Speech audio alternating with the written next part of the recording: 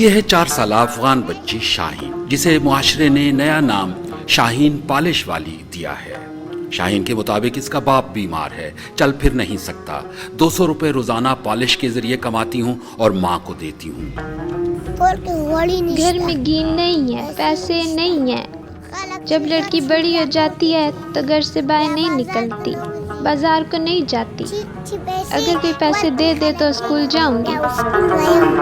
شاہین، شان خان، امید، معاذ اور ذبیح اللہ نامی یہ بچے کہتے ہیں کہ 2 سال قبل اپنے والدین کے ساتھ افغان دارالحکومت کابل سے پاکستان آئے تھے۔ کابل میں حالات ٹھیک نہیں، علاج معالجہ اور کھانے پینے کو بھی نہیں ملتا۔ افغانستان میں دوائی نہیں ملتے، ادھر بھی حالات خراب ہے، ہم ادھر آ گئے، ادھر اب دوائی لیتے ہیں۔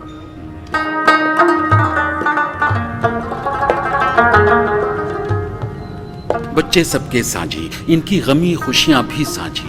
پاکستانی معاشرہ جو پہلے ہی کئی دہائیوں سے لاکھوں افغانیوں کی میزبانی کرتے کرتے اب خود ہانپ گیا ہے، لیکن ایسے معصوم بچوں کو جوتے پالش کرتا کیسے دیکھ سکتا ہے؟ اسلام آباد اور کابل کے درمیان تعلقات میں سردی، گرمی اور نرمی چلتی رہے گی، لیکن انسانوں کے درمیان رشتہ کبھی کمزور نہیں پڑتا۔